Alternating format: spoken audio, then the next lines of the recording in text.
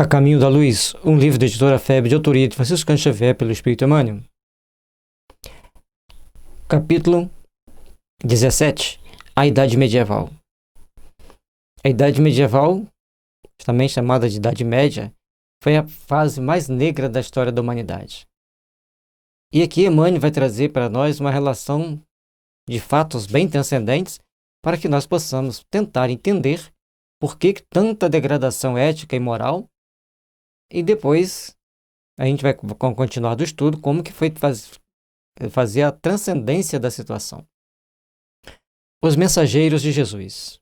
Em todo o século VI, de conformidade com as deliberações efetuadas no plano invisível, aparecem grandes vultos de sabedoria e bondade, contrastando a vaidade orgulhosa dos bispos católicos, que, em vez de herdarem os tesouros de humildade e amor do crucificado, reclamaram para si a vida suntuosa, as honrarias e prerrogativas dos imperadores. É importante nós lembrarmos que nós estamos falando da época medieval. É uma época em que começa a surgir o glamour e a ostentação dos líderes religiosos. E a Igreja Católica sendo dona e gerente do mundo, porque não importa quem comandava a região, ela tinha o poder de decisão. Esses líderes, então, sentem-se donos da verdade, donos da manipulação das almas humanas, senhores da manipulação das almas humanas, e cometem grandes crimes perante a sua própria consciência. Quando nós chegarmos um pouco mais à frente, no livro Brasil, Coração do Mundo, Pátria do Evangelho, aí nós vamos ter uma noção da dimensão das situações que ocorreram.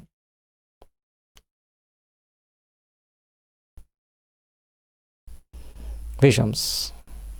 Os chefes eclesiásticos, guindados à mais alta preponderância política, não se lembravam da pobreza e da simplicidade apostólica, nem das palavras do Messias, que afirmava não ser o seu reino ainda deste mundo.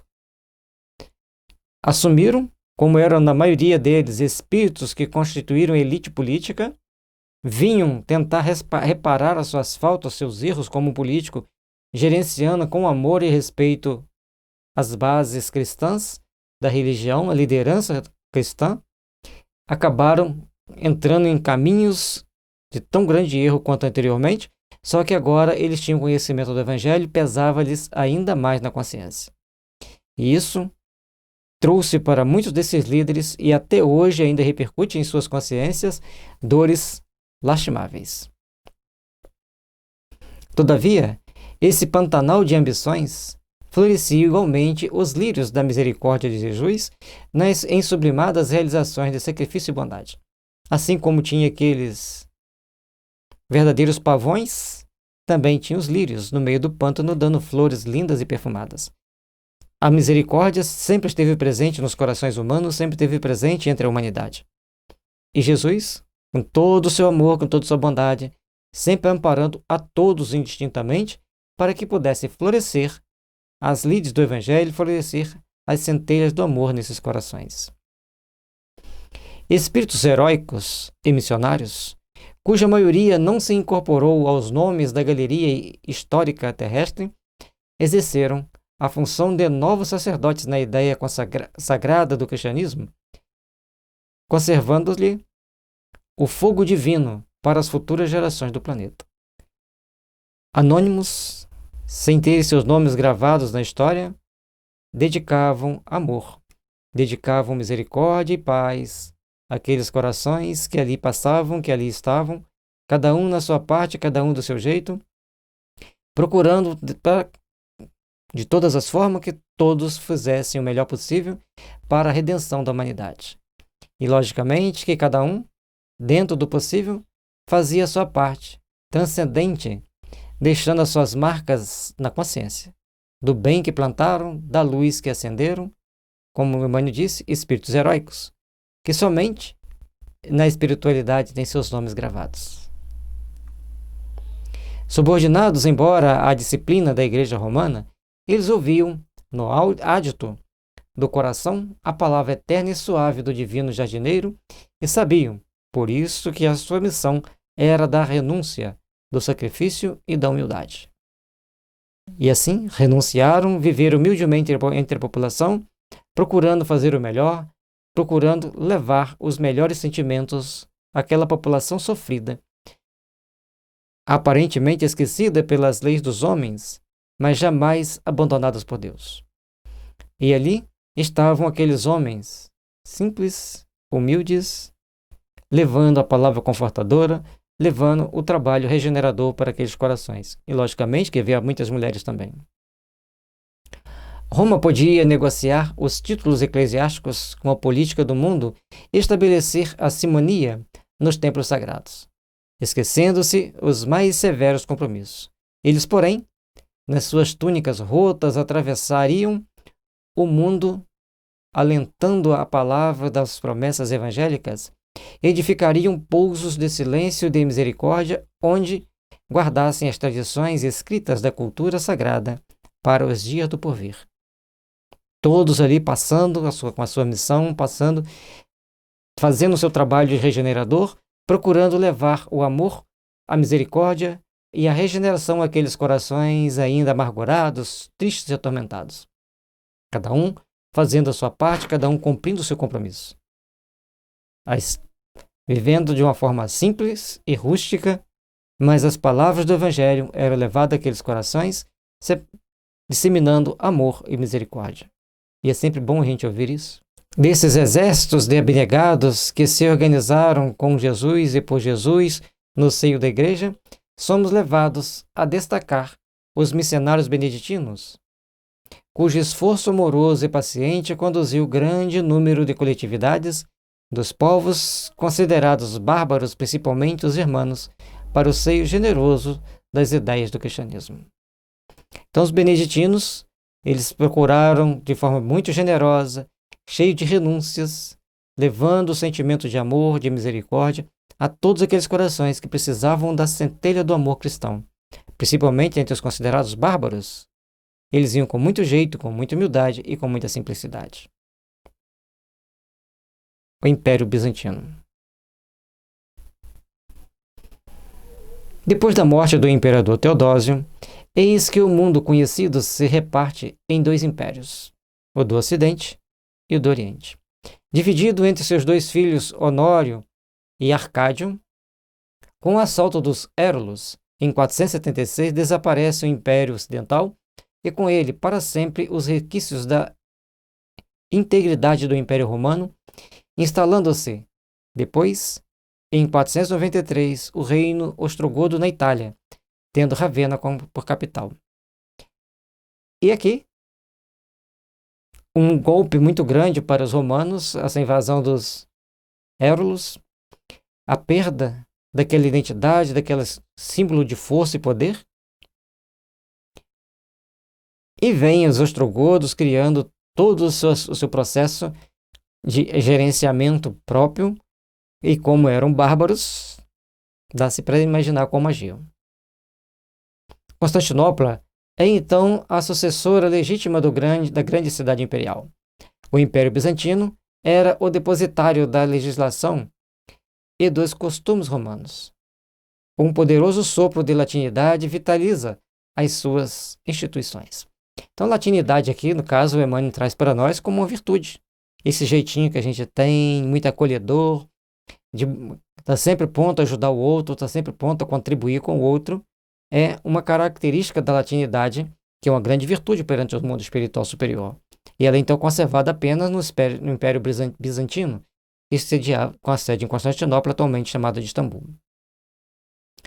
Debalde, porém, as expressões romanas buscam refúgio nas outras terras, com o objetivo de uma perpetuação. Homens enérgicos, como Justiniano, não conseguem salvá-las. Forças ocultas e poderosas estavam incumbidas da sua visceral renovação e, não obstante sua resistência milenar, o Império Bizantino, herdeiro dos Césares, ia cair exânime em 1453 ao assalto de Maomé II. E aqui a gente vai ver que o Império Bizantino ainda foi até 1453, mantendo, apesar de muitas lutas sangrentas, aquela unidade, aquelas ações romanas. E Justiniano tentou restabelecer o Império Romano, não conseguiu, mas ele, e principalmente o Justiniano, é aquele que mexe no principal fundamento do ensinamento cristão, que era a reencarnação. Com isso, ele fica com grande débito, logicamente, para a posteridade. O islamismo. E aqui nós vamos colocar a visão espírita do período histórico do islamismo. Logicamente que aqui, para a gente colocar na internet, fizemos alguns cortes, mas vamos ver o contexto histórico do islamismo sem entrar em dados pessoais de ninguém. Antes da fundação do papado, em 607, as forças espirituais se viram compelidas a um grande esforço no combate contra as sombras que ameaçavam todas as consciências. Muitos emissários do alto tomam o corpo entre as falanges católicas no intuito de regenerar os costumes da igreja. Então, no século VII, começa a reencarnar espíritos muito nobres dentro, principalmente para assumir funções dentro da igreja, para procurar regenerá-la, restabelecê-la e dar a ela novo sentido, um novo aspecto para a nossa caminhada evolutiva, novo aspecto para os nossos futuros empreendimentos. Embalde, porém, tentam operar o retorno de Roma aos braços do Cristo, conseguindo apenas desenvolver o máximo de seus esforços no penoso trabalho de arquivar experiências para gerações vindouras. Então, todos tiveram muito trabalho, todos tiveram um trabalho hercúleo de tentar renovar a igreja no sentido de voltar para a humildade, para a simplicidade, para a bondade, mas ficou apenas no esforço para aqueles que viriam depois. E bem depois, arquivando assim experiências, arquivando dados. E aqui a gente vai encontrar Santo Agostinho, vai encontrar Francisco de Assis e tantos outros anônimos, como o Emmanuel já disse, muitos não deixaram nome no mundo. Aliás, Santo Agostinho veio um pouco antes, que Santo Agostinho é 410. E não deixaram o nome escrito no mundo, mas deram grandes contribuições para o desenvolvimento do cristianismo, para o despertar desse sentimento de amor uns pelos outros. Vamos lá. Numerosos espíritos reencarnam com as mais altas delegações do plano invisível. Entre esses missionários veio aquele que, ao nascer em Meca, no ano de 570, começa ali a sua missão de trabalho, começa ali então a sua missão de reorganizar entre os árabes o cristianismo que imperava na época, mas eram várias tribos isoladas, não eram todas unidas, até mesmo o império não estava tão bem constituído. Ele vem e organiza todo aquele império e estabelece também uma organização religiosa. Dotado de grandes faculdades mediúnicas inerentes ao desempenho dos seus compromissos, muitas vezes foi aconselhado por seus mentores do alto nos grandes lances da sua existência. Assim como todos aqueles que vêm com uma missão importante têm seus mentores, têm seus protetores, que procuram intuí-lo, inspirá-lo para os caminhos que deve seguir. Mas as interferências que existem aqui na Terra são muitas. E nós todos temos o risco de cair, nós todos temos os riscos de passarmos por experiências desagradáveis. Por essa razão, o que poderia representar um grande movimento de restauração do ensino de Jesus, corrigindo os desvios do papado nascente, toma outros rumos, não aquele previsto por Jesus, não aquele previsto pelos missionários de mais alto. As guerras do Islã. Com seu regresso ao plano espiritual, toda a península estava submetida à sua doutrina, e todavia os seus continuadores não cederam por satisfeito com semelhantes conquistas. Iniciaram no exterior as guerras santas, subjugando toda a África setentrional no fim do século VII. Então, a partir de um determinado momento, o Islã julga-se na incumbência de cobrir toda a terra, de conquistar todos, e começa então as chamadas Guerras Santas, domina o norte da África. Nos primeiros anos do século imediato, atravessa o Estreito de Gibraltar, estabelecendo-se na Espanha em vista dessa escassa resistência dos visigodos, atormentados pela separação e somente não conseguiram caminho além dos Pirineus, porque o plano espiritual assinalara um limite às suas operações, encaminhando Carlos Martel para as vitórias de 732. Então, eles vão conquistando até que chega um dado momento, as forças superiores, a direção espiritual do planeta, diz basta, e Carlos Martel, então, reencarna com equipe de espíritos para protegê-lo, intuí-lo, orientá-lo, e ele vence as lutas, expulsa, então, os árabes da região da Espanha, sul da Espanha, sul de Portugal e sul da França. Carlos Magno. Este nós já falamos dele um pouco antes, quando estávamos falando sobre a democracia na Grécia. Depois falamos também, quando falamos em Roma, a grande função que Augusto César desempenhou, Otávio Augusto. E agora como Carlos Magno, que também nós citamos lá. Então, Carlos Magno é o mesmo Péricles, é o mesmo Otávio Augusto e, atualmente, foi um líder de um determinado país europeu, mas está reencarnado nessa época que nós estamos vivendo. Não sei quem é o nome dele, tá?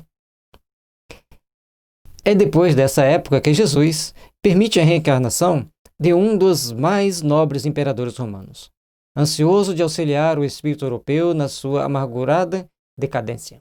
Essa entidade renasceu então sob o nome de Carlos Magno, o verdadeiro reorganizador dos elementos dispersos para a fundação do mundo ocidental. Então, Carlos Magno, ele é aquele que coloca uma pedra angular para organizar o império do mundo ocidental. No caso foi a França, ele organiza ali um grande império, mas num dado momento, seus filhos não tiveram competência para dar continuidade ao trabalho que deveria ser feito. Carlos Magno fez um trabalho hercúleo, organizou o Império Francês, organizou a economia francesa, criou uma série de conquistas ali para os franceses, e quando ele parte, vem então os grandes problemas que a Europa volta a enfrentar, caindo no feudalismo, como vamos ver. Vamos lá. Quase analfabeto, criou as mais vastas tradições de energia e de bondade. Com a superioridade que lhe caracterizava o espírito equilibrado e altamente evolvido, no reinado de 46 anos consecutivos, Carlos Magno intensificou a cultura, corrigiu direitos administrativos que imperavam entre os povos desorganizados na Europa, deixando as mais belas perspectivas para a latinidade. Então, como Péricles, como Otávio Augusto e agora como Carlos Magno, ele faz um exímio trabalho de reorganização do Estado. E no caso aqui, sendo praticamente analfabeto, consegue trazer um legado de construções úteis para o Império Carolíngio, como é chamado, como vocês vão encontrar na história, mas situado mais precisamente onde hoje é a França, deixando para a latinidade, que o Emmanuel sempre lembra das conquistas da latinidade, as contribuições da latinidade, como as mais belas expressões de organização e conquista. Um grande espírito, um grande líder.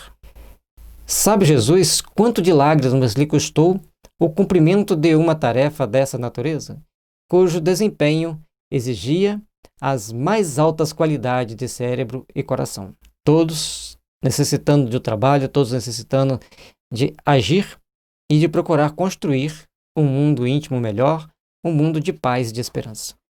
Alguns, entre os encarnados, trabalhando para o desempenho do bem, trabalhando para o desempenho de uma vida espiritual melhor, mas, ao mesmo tempo, muitos tentando atrapalhar, indo pela rebeldia, pela falta de reflexão útil, indo por caminhos que acabavam levando para a perdição ou por perder aquelas conquistas tão necessárias e nobres. Mas, antecipando as doces comoções que o aguardavam no plano espiritual, numerosos amigos invisíveis que com ele haviam caminhado na Roma do direito e do dever, cercam-lhe a personalidade na noite do Natal do ano de 800, quando o seu pensamento, em prece, se eleva a Jesus na Basílica de São Pedro. E ali, naquele momento, que ele vai estar vai receber a coroa, esses vários amigos que ali estavam com ele, aqueles senadores, amigos entre aquelas pessoas que não são lembradas pela história, mas são guardadas no coração, ali estavam todos o protegendo, envolvendo em vibrações de sutilíssima característica de muito amor, de muita paz, para aquele momento respeitável e importante para a humanidade ocidental. Uma onda de vibrações harmoniosas invade o ambiente suntuoso, pouco propício às demonstrações da verdadeira espiritualidade. Então, o ambiente, em Roma, lá diante do papado, com muita suntuosidade, não era uma demonstração de espiritualidade superior. Nós temos que prestar atenção em alguns detalhes. Leão III, o Papa reinante, sente-se tocado de incompreensível arrebatamento espiritual e, aproximando-se do grande batalhador do bem, Leão III, o Papa reinante, sente-se tocado de incompreensível arrebatamento espiritual e, aproximando-se do grande batalhador do bem, cinge-lhe a fronte com uma coroa de ouro, enquanto a multidão designa-o em vozes comovidas e entusiásticas, como imperador dos romanos. Quem já foi rei nunca perde a majestade. Ao retornar em Roma, local que ele tanto contribuiu, que ele trabalhou com tanto amor para reorganizar o Império Romano, para criar uma bela estrutura para a vinda do Cristo, as suas vibrações de amor ali ficaram impregnadas e ele recebe de volta esse amor de toda aquela população que existia lá na época, que não estava sob o domínio dele, mas o aclama de forma entusiástica como sendo um imperador romano. Carlos Magno sente que aquela cidade era também dele. Parece-lhe voltar ao passado longínquo, contemplando a Roma do pretérito, cheia de dignidade e de virtude. Seu coração derrama lágrimas, como Jeremias sobre Jerusalém das suas dores, agradecendo a Jesus os favores divinos. Mesmo sendo um político e um rei, altamente estimado, respeitado, idolatrado, ele lembra de Jesus, ele faz suas orações. Isso é extremamente importante que nós compreendamos, que nós procuremos entender para vivenciarmos melhor esse sentimento de amor e de paz. Decorrido alguns anos sobre esse acontecimento, o grande imperador busca de novo as claridades do além para reconhecer que o seu esforço caía sobre as almas qual uma bênção, mas o império, por ele organizado, teria escassa duração. Ali, a partir de algum tempo, após aquele ser coroado, naquele momento, ele retorna ao plano espiritual, mas os filhos dele não tiveram competência para dar prosseguimento ao reino, não tiveram competência para continuar a estrutura social que ele tinha sido montado, deixando isso para a posteridade, para outro vir fazer. E, se não me engano, o Império Francês se reorganiza mesmo com Luís XI lá na frente. O feudalismo. Depois das nobres conquistas atenienses em matéria de política administrativa, depois das grandes jornadas do direito romano à face do mundo, custa-se a entender o porquê do feudalismo, que se estendeu pela Europa desde os séculos VIII até o século XII, figurando-se ao estudioso da história como retrocesso de toda a civilização. A partir do momento que Carlos Magno deixa o Império Carolíngio, começa-se então uma degeneração política, social e econômica na Europa, criando-se então o feudalismo, que o Emmanuel vai dar a descrição aqui para a gente, e quem estuda fala, mas por que tudo isso? E somente entendendo a caminhos da luz a gente vai entender o que aconteceu. Toda a unidade política desaparece nesses tempos de luzidas lembranças para a humanidade. A propriedade individual jamais alcançou tamanha importância e nunca a servidão moral ganhou tão forte impulso. Com semelhante regime, as lutas fratricidas tiveram campo largo no território europeu, disputando-se uma hegemonia que jamais chegava na equação dos movimentos bélicos. Um período de trevas, de lutas, das mais atrozes, das mais covardes. Períodos de deduragens, torturas, assassinatos. E quando era só um assassinato, estava muito bom, porque muitas das vezes eram assassinados com todo requinte de crueldade. Esses espíritos, conforme vamos ver no Brasil, Coração do Mundo, Pátria do Evangelho, recebem o brinde necessário para a sua reparação mais à frente. Chegaremos lá no estudo. Somente as poucas qualidades cristãs da Igreja Católica conseguiram atenuar o caráter nefasto dessa situação, instituindo-se as chamadas tréguas de Deus, obrigando os guerreiros ao repouso em determinados dias da semana, com o objetivo de comemorar as passagens da vinda de Jesus Cristo e defendendo-se a paz com a periódica cessação das hostilidades. Trabalhar esse sentimento de hostilidade, educar essas pessoas para que pudessem entender a transcendência e a responsabilidade de cada um, era uma atividade hercúlea, porque muitos deles só encontravam emprego naquela guerra. Então a hostilidade era movida não por um interesse, mas muitas das vezes por uma necessidade. Logicamente que todos pagaram seu preço justo em encarnações posteriores. Razões do feudalismo. Esse regime, todavia, é facilmente explicável. A missão de Carlos Magno houvera sido organizada no plano invisível como uma das mais vastas tentativas de reorganização do Império do Ocidente. Mas, observando-se a inutilidade do tentame, em virtude do endurecimento da maioria dos corações, as autoridades espirituais sob a égide do Cristo renovaram os processos educativos do mundo europeu. Então, no início da civilização atual, chamando todos os homens para a vida do campo, a fim de aprenderem melhor no trato da terra e no contato com a natureza. De um período para outro, a vida nas cidades se torna cada vez mais restrita e a vida no campo passa a ser o móvel da situação. E apesar de todas as atrocidades, era onde eles ainda conseguiam passar pelas rudes ações, os trabalhos que tinham que fazer, freando em vários séculos a evolução humana, tecnológica humana, mas aprimorando os espíritos para os embates que viriam mais à frente, muito mais sofisticados, muito mais importantes. Só o feudalismo podia realizar essa obra, e as suas normas, embora grosseiras, foram aproveitadas na escola penosa das aquisições espirituais, onde a reflexão e a sensibilidade iam surgir para a construção do edifício milenar da civilização do Ocidente. Ali, as normas grosseiras, as chibatas, o trabalho rude, uma vida extremamente delicada e difícil, mas serviu para criar uma base boa para a edificação milenar da civilização do Ocidente.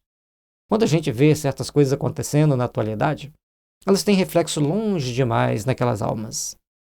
E as almas que passaram por todos os guantes das tormentas, das torturas e de sofrimentos inenarráveis, hoje exoneram todas as suas dores sobre os mais diferentes e as mais delicadas condições evolutivas.